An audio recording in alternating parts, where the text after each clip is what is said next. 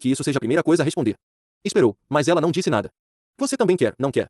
Ela ia dizer não, quando percebeu que a verdade era ainda pior. Quero, respondeu friamente, mas isso de eu querer não importa. Ele sorriu, com admiração, reconhecendo a força que lhe permitirá dar essa resposta. Porém Francisco não sorria mais quando disse, no momento em que ela abriu a porta para sair, você tem muita coragem, Dagny. Algum dia, você terá o bastante. O bastante de quê? De coragem. Mas ele não respondeu. Capítulo 6. Os não comerciais. Readen apertou a testa contra o espelho e tentou não pensar em nada. Só assim ele podia se aguentar, pensou. Concentrou sua atenção na sensação de alívio proporcionada pelo frescor do espelho, perguntando-se o que era necessário fazer para reduzir a mente a um vazio, principalmente depois de toda uma vida baseada no axioma de que seu principal dever era manter sua faculdade racional em funcionamento constante, implacável, com clareza absoluta. Ele não conseguia entender por que nenhum esforço até então jamais lhe parecerá grande demais para sua capacidade. No entanto, agora não tinha forças para enfiar umas abotoadoras de pérola preta na sua camisa branca engomada. Era seu aniversário de casamento, e há 3 meses ele sabia que haveria uma festa, conforme a vontade de Lilia. Ao concordar com a esposa, o dia da festa ainda estava muito longe e ele estava convicto de que saberia enfrentar a situação quando chegasse a hora, assim como enfrentava todas as obrigações de sua vida atribulada. Então, durante esses 3 meses, em que trabalhará 18 horas por dia, esquecer a festa, satisfeito até que, meia hora atrás, bem depois da hora do jantar, a secretária entrou em seu escritório e disse com firmeza, sua festa, Sr. Readen. Ele exclamou, meu Deus! Levantando-se de um salto, correu para casa, subiu as escadas apressadamente, começou a arrancar as roupas e a se vestir para a comemoração, só pensando na necessidade de se apressar, não no objetivo de sua pressa. Quando a consciência desse objetivo o atingiu em cheio, como um soco inesperado, ele parou. Você só liga para os negócios. Ele ouvirá essa frase por toda a sua vida, pronunciada como um veredicto de condenação. Sempre soubera que os negócios eram encarados como uma espécie de culto secreto, vergonhoso, algo que não se mostrava aos leigos inocentes. As pessoas os encaravam como uma necessidade feia, algo a ser realizado mas nunca mencionado, que falar nisso era uma ofensa às sensibilidades mais refinadas, que, assim como se lavava das mãos a graxa das máquinas antes de ir para casa, também era necessário tirar da mente a sujeira dos negócios antes de entrar numa sala de visitas. Ele nunca acreditara nesse credo, mas aceitara como natural que a família acreditasse nele. Aceitava com naturalidade, mudo, como quem aceita, sem questionar nem mencionar, alguma coisa aprendida na infância. Aceitava como mate de alguma religião obscura que tivesse se dedicado a servir uma fé que era a paixão de sua vida, mas que o transformava num par entre os homens, colocando além da compreensão de seus semelhantes. Ele aceitara a premissa de que era seu dever dar à esposa alguma forma de existência que não tivesse relação com os negócios. Mas isso ele jamais tivera capacidade de fazer, e no entanto, não conseguia também experimentar um sentimento de culpa. Não conseguia se forçar a mudar, nem conseguia censurá-la por condená-lo.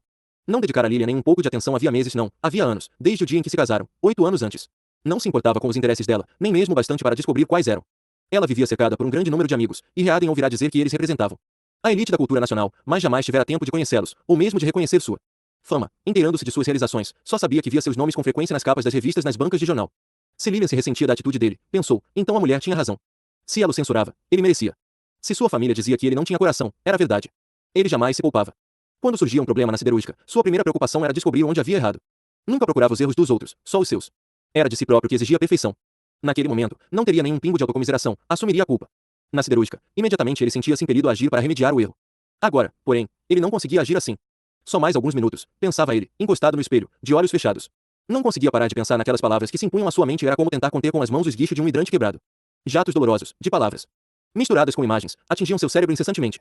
Horas a fio, pensou ele, horas. Contemplando os olhares dos convidados, pesados de tédio, quando sóbrios, ou fixos e estúpidos, quando bêbados, fingindo não perceber nada, e se esforçando por dizer algo a eles, embora não tivesse nada a falar. Logo agora, que ele precisava de horas para investigar quem poderia substituir o superintendente da oficina de nominação, que pedirá demissão de repente, sem dizer por quê, tinha de fazer isso imediatamente, era tão difícil encontrar homens como aquele, e se algo acontecesse interrompesse o funcionamento dos nominadores. Eram os trilhos para a Tagarta que estavam sendo feitos. Lembrou-se daquela censura muda, do olhar de acusação de paciência suprema, de deboche, que sempre via nos olhos de sua família quando detectavam nele algum sinal. De sua paixão pelo trabalho, de que ele ainda tinha esperança de que não percebessem que a siderúrgica Readen era tão importante para ele como um alcoólatra fingendose indiferente ao álcool, no meio de pessoas que o observam com escárnio, achando graça, sabedoras de sua vergonhosa fraqueza. Ouvi você chegar em casa ontem às 2 da madrugada. Onde estava? Perguntou-lhe a mãe à hora do jantar. Ora, na siderúrgica. É claro, respondia Lilia, no tom de voz com que outras mulheres diriam, no bar da esquina. Ou então sua mulher lhe perguntava, com um esboço de sorriso matreiro no rosto, o que você estava fazendo em Nova York ontem? Fui a um banquete com os rapazes. De negócios. É claro. E Lilian se afastava, nada mais, só com a vergonhosa consciência de que Readen quase teria preferido que ela desconfiasse de que ele fora alguma orgia obscena. Um gargueiro afundara durante uma tempestade no lago Michigan, com milhares de toneladas de minério de ferro pertencente à siderúrgica àqueles barcos. Estavam caindo aos pedaços, se ele não ajudasse os donos da linha a obter as peças de que precisavam para os reparos, iriam à falência, e aquela era a única linha que ainda operava no lago. Aquele jogo, perguntava Lilian, apontando para um grupo de sofás e mesas de centro na sala de visitas. Não, Henry, não é novo, não, mas acho que devo me sentir lisonjeada por constatar que bastaram 3 semanas para que você percebesse a existência dele. É uma adaptação que fiz de uma saleta de um famoso palácio francês, mas coisas desse tipo certamente não podem interessá-lo, querido. Elas não têm nada a ver com a bolsa de valores, absolutamente nada. O pedido de cobre que fizera havia 6 meses ainda não foi entregue. A data da entrega foi adiada 3 vezes. Não podemos fazer nada, Sr. Readen. Ele teria de procurar outra companhia para encomendar o cobre, que estava cada vez mais difícil de encontrar no mercado. Embora Philip não estivesse sorrindo ao olhar para Readen, enquanto falava com os amigos de sua mãe sobre uma organização na qual havia entrado, havia nos músculos relaxados de seu rosto algo que indicava um sorriso de superioridade quando disse: Não, isso não interessa a você, Henry, nada tem a ver com negócios. É uma iniciativa absolutamente não comercial. Aquele empreiteiro de Detroit, que estava reconstruindo uma fábrica grande, tinha se interessado em usar metal Reading na estrutura. Ele devia pegar um avião para Detroit e falar com o homem pessoalmente. Devia ter feito isso uma semana antes. Poderia ter ido naquela noite. Você não está ouvindo o que estou dizendo, dissera-lhe a mãe à hora do café da manhã, quando ele começou a pensar nos preços do carvão, enquanto ela lhe contava o sonho que tivera aquela noite. Você nunca ouve ninguém. Só se interessa por si mesmo. Você não liga para ninguém, para nenhum ser humano neste mundo de Deus. As páginas datilografadas sobre sua escrivaninha no escritório eram um relatório sobre os testes realizados com um motor de avião feito de metal Reading, talvez a coisa que mais desejasse no mundo naquele momento fosse ler aquele relatório. Havia 3 dias que estava em sua mesa, intacto, e ele não tivera tempo. Podia lê-lo agora, e sacudiu a cabeça com violência, abriu os olhos, deu um passo para trás, afastando-se do espelho. Tentou pegar as abotoaduras de pérola. Em vez disso, viu que suas mãos se dirigiam para a correspondência sobre a penteadeira. Eram envelopes com carimbo urgente, que ele devia ler naquela noite, mas não tivera tempo de fazê-lo no escritório. Sua secretária os enfiara em seus bolsos quando ele saía. Ele os colocará na penteadeira quando começar a trocar de roupa. Um recorte de jornal caiu no chão. Era um editorial, que a secretária assinalara com um risco zangado de lápis vermelho. O título era Igualdade de Oportunidades. Ele precisava ler aquilo. Nos últimos 3 meses vinha-se falando muito sobre o assunto, o que era preocupante. Reading leu o editorial, enquanto ouvia as vozes e os risos forçados vindos do primeiro andar, lembrando-lhe de que os convidados já estavam chegando. Que a festa já havia começado e que logo, assim que descesse, teria de enfrentar os olhares zangados e acusadores de sua família. O editorial afirmava que, numa época em que a produção estava caindo, os mercados diminuíam e eram cada vez mais escassas as oportunidades de ganhar a vida. Que era injusto deixar que um homem controlasse diversas empresas, ao passo que outros não tinham nenhuma. Que era destrutivo deixar que uns poucos homens detivessem o controle de todos os recursos, não dando nenhuma oportunidade aos demais. Que a competição era essencial à sociedade, e era uma obrigação desta não permitir que um competidor se tornasse tão forte que ninguém mais pudesse concorrer com ele. O editorial previa a aprovação de um projeto de lei que proibisse qualquer pessoa física ou jurídica de controlar mais de uma empresa. Wesley Mulshaw, seu homem em Washington, dissera a Reading que não havia motivo para preocupação. A luta seria encarniçada, porém a lei não seria aprovada. Reading não entendia nada a respeito desse tipo de luta. Isso ele deixava para Mulshaw e seus assessores resolverem. Mal encontrava tempo para folhear os relatórios que lhe enviavam de Washington e assinar os cheques que Mulshaw lhe solicitava para essa luta. Reading não acreditava que a lei seria aprovada. Era incapaz de acreditar nisso. Durante toda a sua vida, tinha lidado com a fria realidade dos metais, da tecnologia, da produção e se tornará convicto de que era necessário pensar só na sanidade, não na loucura. Que aquele que procurasse o que estava certo venceria, porque a resposta certa sempre vencia, que aquele que fosse insensato, errado, monstruosamente injusto jamais poderia se sair bem, ter sucesso, e estava fadado ao fracasso. Lutar contra uma coisa como aquela lei lhe parecia ridículo e mesmo um pouco vergonhoso, como se de repente quisessem que ele competisse com um homem que se utilizasse, para a preparação do aço, de fórmulas baseadas em cálculos numerológicos. Ele dissera a si mesmo que aquela questão era perigosa. Porém nem mesmo o editorial mais histérico despertava qualquer emoção nele. Por outro lado, uma diferença de um valor decimal no resultado de um teste de laboratório realizado com metal Reading fazia dar um salto de entusiasmo ou apreensão.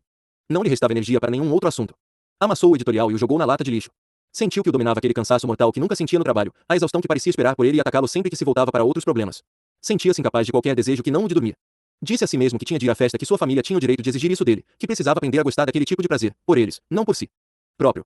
Perguntou-se por que não conseguia se interessar por essas coisas. Durante toda a sua vida. Sempre que ele se convencia de que era correto fazer algo, o desejo de fazê-lo surgia automaticamente. O que estaria acontecendo com ele? Aquele conflito insuportável entre a consciência do que era certo e a relutância em fazê-lo, não era aquilo a fórmula básica da corrupção moral?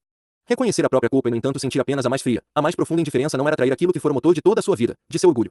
Não tinha tempo para procurar uma resposta. Terminou de se vestir depressa, impiedosamente. Impetigando o corpo alto, caminhando com a confiança tranquila e natural de quem se habituou a exercer autoridade, com um lenço fino branco no bolso do smoking preto, desceu as escadas lentamente. Para a satisfação das senhoras idosas que o contemplavam, ele era exatamente a imagem que se esperava de um grande industrial. Viu Lilian ao pé da escada. As linhas nobres de um vestido longo, estilo império, amarelo-limão, lhe salientavam as curvas graciosas do corpo, e ela parecia uma mulher orgulhosa de controlar seu meio. Reading sorriu, gostava de vê-la feliz. De certa forma, isso justificava a festa. Aproximou-se dela e parou. Ela sempre tivera muito bom gosto na escolha de joias, jamais se enfeitando demais. Mas naquela noite sua mulher ostentava um colar de brilhantes, brincos, anéis e broches. Seus braços, entretanto, estavam nus. Seu único ornamento, no pulso direito, era a pulseira de metal Reading. As joias reluzentes faziam com que a pulseira parecesse uma bijuteria feia e barata. Quando Reading mudou o olhar do pulso dela para o rosto, constatou que Lilian o estava olhando também.